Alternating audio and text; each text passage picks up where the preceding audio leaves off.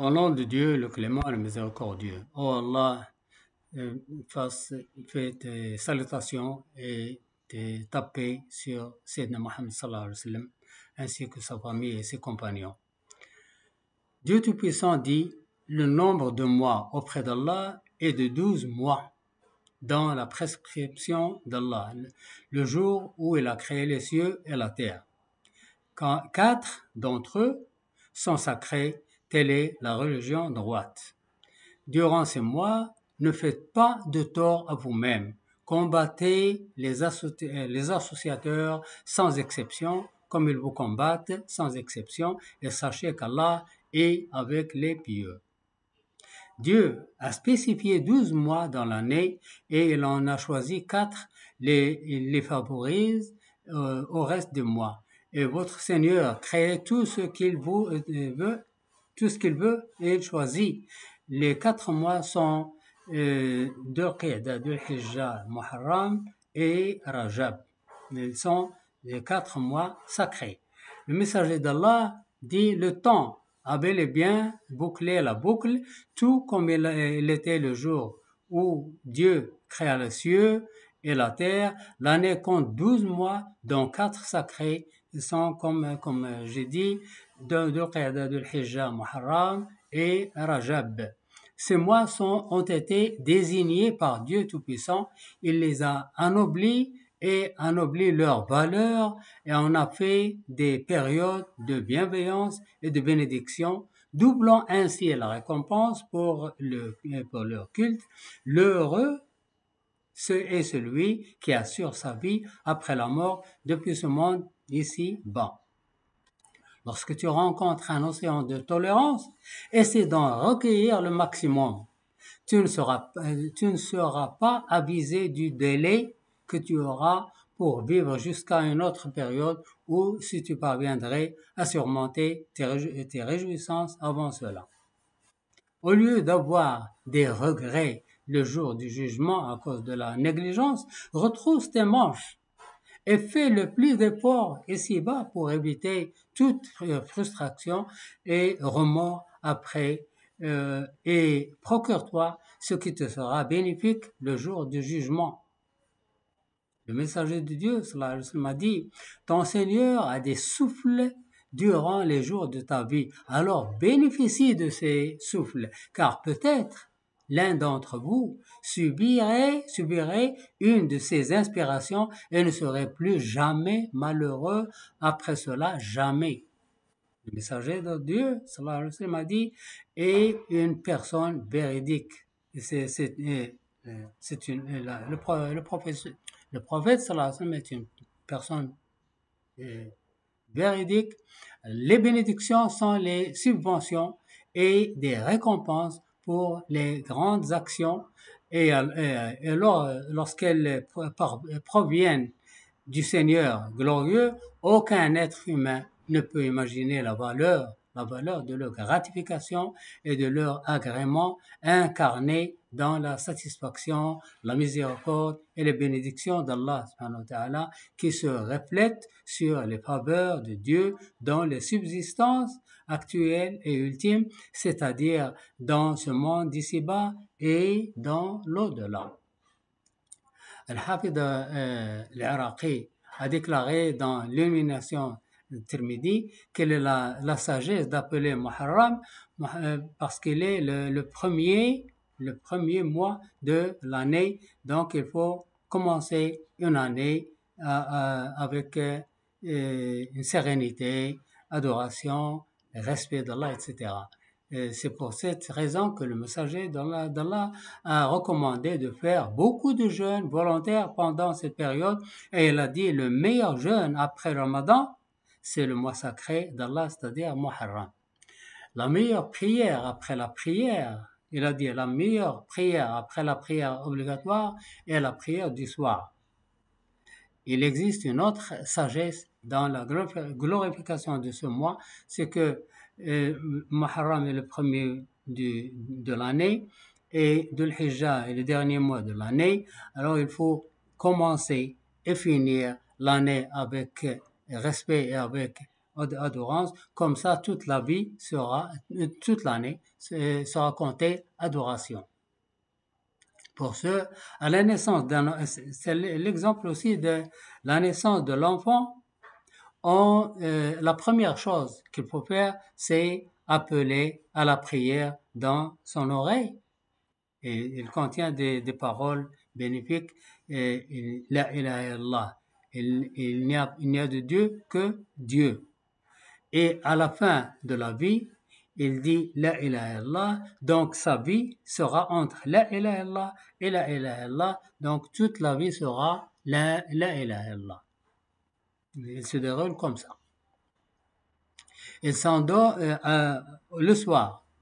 Le serviteur s'endort en récitant le verset du trône et il fait le tashahhud. Donc toute sa journée, et au début, quand il se réveille, il dit Alhamdulillah, gloire à Allah subhanahu wa ta'ala. Alhamdulillah, alladhi arda ali ruhi wa afani fi jasadi wa adina li fi dhikri. Louange à Dieu qui m'a rendu mon âme et il m'a fortifié mon corps et il m'a permis de le glorifier et de me rappeler de lui.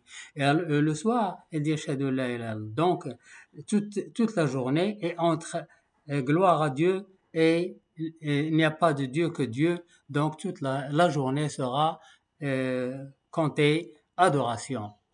Dieu Tout-Puissant dit, les croyants ont réussi, ceux qui sont humbles dans leur prière, ceux qui se détournent des paroles vaines, ceux qui sont fidèles à la zakat et ceux qui gardent leur partie intime à l'exception de leur femme et de ceux que leur main droite possède, car ils ne sont pas blâmés. Le mois sacré Muharram est le mois de la prospérité, l'aisance, c'est l'acquisition du paradis. Le croyant ne se limite pas au jeûne, mais pénètre plutôt par toutes les portes de bienveillance, car elles sont toutes ouvertes. Toutes les portes d'Allah sont ouvertes. Le croyant doit alterner les cultes, la prière, la charité, le jeûne, l'invocation, la réconciliation entre les gens, les bonnes manières, éviter le baratinage et porter préjudice aux gens, etc. Il ressemble par là à une abeille qui ne se nourrit que du bien et ne donne que du bien, même leur piqûre, c'est un remède. Donc, parfois, elle ressemble aussi à un palmier. Les gens lui jettent des pierres et le palmier leur lance des dattes succulentes. À cet égard, Uqba ibn Amir al-Jahani a déclaré, il dit, je marchais un jour avec le messager de Dieu, sallallahu alayhi wa sallam, et il a dit, ô Uqba ibn Amir, rejoins ceux qui te tournent le dos et donne à celui qui te refuse l'aide et pardonne à celui qui t'a opprimé. Donc, il est recommandé d'encourager les enfants de jeûner, comme dans le hadith de Aïcha radhiyallahu anha, on a encouragé les enfants à jeûner le mois de Ashura, c'est le 10e jour de Muharram.